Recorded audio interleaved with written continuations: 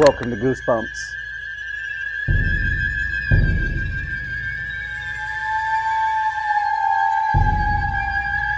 Hey guys, welcome back to R.L. Stine's Slappy World, Slappy Birthday to You. Now, we are on chapter 7 and 8, and it's very important that you pay close attention because at the end of this, you're going to be answering some questions with complete sentences. I know, complete sentences. Who would have thought that? A capital and a period on each sentence. Crazy, right? All right, let's get started with chapter 7. Where are we going, Dad? Ian asked. Mr. Barker held open the car door. Just get in, he said. It's a birthday surprise. How could it be a surprise if I told you? Ian slid into the passenger seat and started to fasten the seatbelt. He grinned at his dad. I already guessed it. We're going to the video game tournament in Charleston. Wrong. Mr. Barker backed the car down the driveway and headed towards the highway. SeaWorld? Ian guessed. We did that last year, remember? Molly made faces at the sharks. Not SeaWorld, Ian's dad said. Not any place you've been before. You want an adventure, right? You told me you want an adventure. It was a bright spring morning. Sunlight danced over the windshield. The trees along the road shimmered with fresh green leaves. Come on, Dad, tell me, Ian insisted. It's my birthday, and you know I hate suspense. Mr. Barker chuckled. You love suspense. What about all those scary books you read, and the frightening movies you watch, and the weird PlayStation games you play? Ian rolled his eyes. Dad. Okay, Mr. Barker said. He slowed for a stoplight. I'm taking you to a doll museum. Huh? Ian's mouth dropped open. You're joking, right? Like, I'm really into dolls? Trust me, Ian, this isn't like all the other antique doll places I visit. Ian fiddled with the seatbelt. Let me out now. Very funny. Just sit back and relax, his dad said. Would I take you to a place you'd hate? Ian growled under his breath. Where is it anyway? It's hidden on the edge of a large forest, Mr. Barker said. It's called the Castle of Little People. It's very hard to get in. The man who runs it is very strange. I've been trying for years. I think you and I will have quite an adventure. Ian rolled his eyes. Boring, he said. Later Ian changed his mind. The visit to the Castle of the Little People was far from boring. It turned out to be terrifying. Chapter 8. A few hours later, Mr. Barker pulled out the car into the wide asphalt parking lot. Ian gazed out the windshield as a shadow rolled over the car. The shadow of the Castle of the Little People. Dad, it must be closed, Ian said. We're the only car here. Yes, it's closed today, his dad replied, but I have an appointment with the owner. Ian stared up at the dark stone castle with its twin towers and rows of black windows and slanting black tile roof. The huge building rose over the trees like a giant creature guarding the forest behind it, ready to pounce. It looks like a haunted house, Ian stammered. Mr. Barker chuckled. I told you, it's your kind of place. They climbed out of the car. Ian shivered. The air had suddenly turned cold. Dad, there's no one here, he said. The whole castle is dark. Stop being so tense, his dad said. You're about to see some amazing creations. The front entrance rose high above their heads. A brass door knocker poked out of the middle of the door. Mr. Barker banged it 3 times. A few minutes later, the heavy door creaked open. Ian gasped as the figure in the doorway, a giant doll. No. It took him a few seconds to realize he was staring at a tall man wearing a mask, a rubber baby doll mask. It had curly blonde hair at the top, rosy pink cheeks, and bright red lips and a pouty smile. The masked man stepped forward.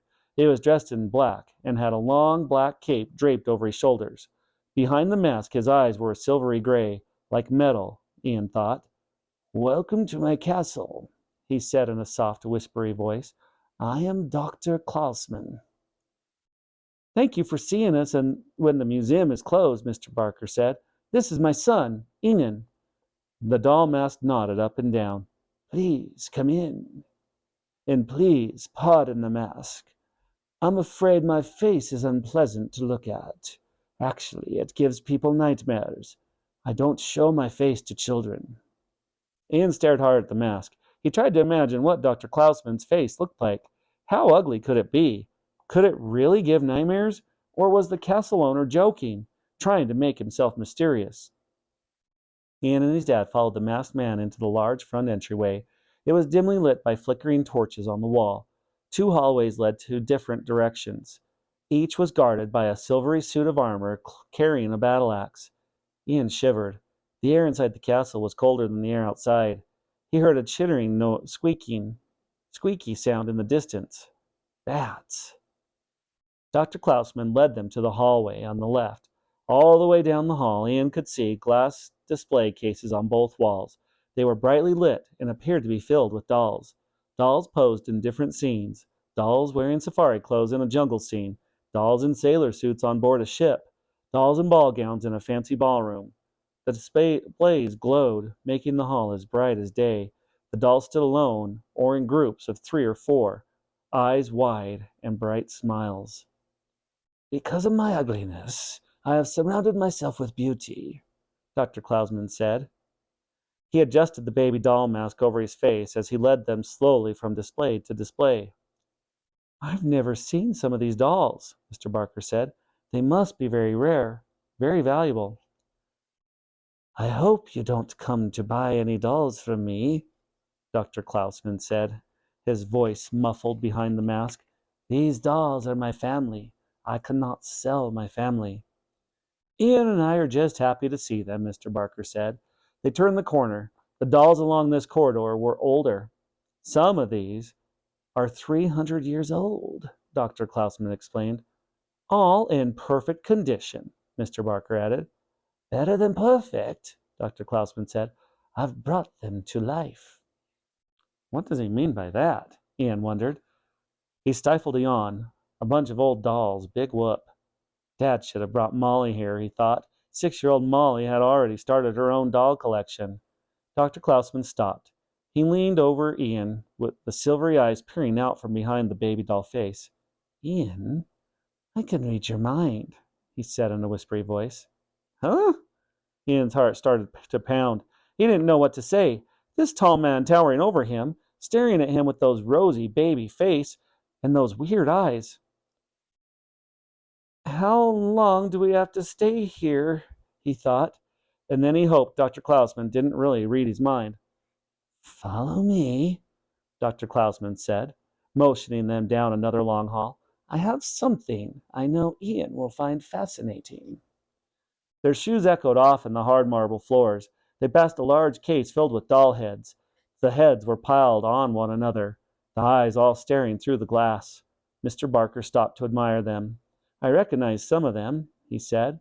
He pointed. That one is very rare, very valuable. I love pretty faces, Dr. Klausman whispered.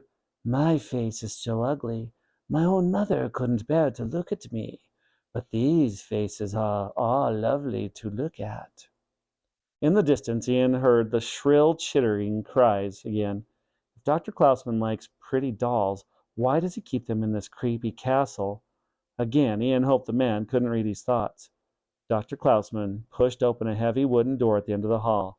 He motioned for Ian to go in first. Ian stepped into a large, dark room.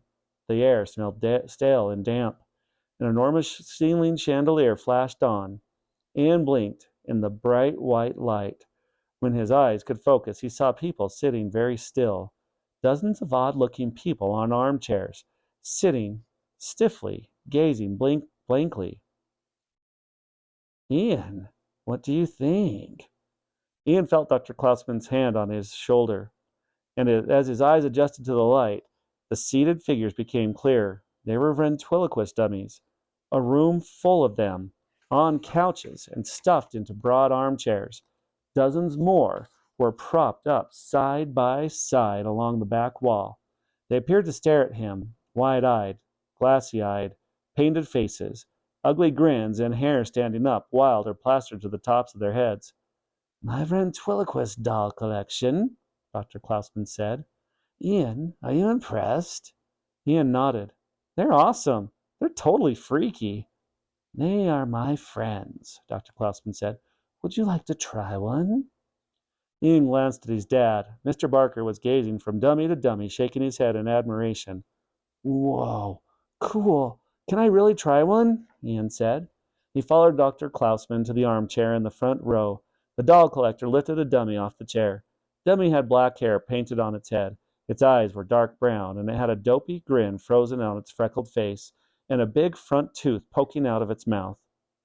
The dummy wore a red and black flannel shirt under blue denim bib overalls. This is Farmer Joe, Dr. Klausman announced. He motioned for Ian to sit down. Then he set the dummy down on Ian's lap. Do you know how to control him? He didn't wait for Ian's answer. He pushed Ian's hand into the opening of the dummy's back. Ian fumbled until he found the controls. Go ahead, try him out, Dr. Klausman said. Try to make him talk without moving your lips. Ian made the dummy's mouth move up and down. This is way cool, he said. Ian has always liked puppets, Mr. Barker said. Remember those clown marionettes you had when you were younger? Ian nodded. He spent hours putting up puppet shows for with those marionettes. He tilted the dummy on his lap and put on a funny face. I'm Farmer Joe. I have to go milk the pigs now. His dad and Mr. Klausman laughed. Very good, Ian, Mr. Klausman said. Feel free to explore the room. Try any dummy you like. He turned back to Mr. Barker. Let me show you a few interesting things. Ian practiced moving Farmer Joe's mouth up and down. He moved his fingers until he found the control for the dummy's eyes. After a few tries, he could get the eyes to blink. I'm Farmer Joe, he said, keeping his teeth together, trying not to move his lips. Who are you staring at? Are you staring at me? Just because I need dental work. He practiced working with the dummy for a few minutes. Then he placed it back on its chair and tried another one. This dummy was very dressed up in a tuxedo, white shirt, and bow tie. It had a black top hat on its head. Its shoes were shiny black leather. I'm Mr. Fancy Pants. Ian gave him a deep, throaty voice. I like to smoke cigars, but lighting a cigar is very dangerous since I have a wooden head. Ian laughed, cracking himself up. These dummies are more fun than marionettes, he told himself. You can really make them come to life. Next he tried a dummy with blonde braids and big blue eyes. He named her Molly, after his sister, and he gave her a shrill, whiny voice. Ian gazed around the room. The dummies, dozens of them, all different, stared straight ahead. Totally cool, he murmured. He turned back to the front of the room. Hey, Dad, look at this one. He bounced Molly, the dummy, on his lap.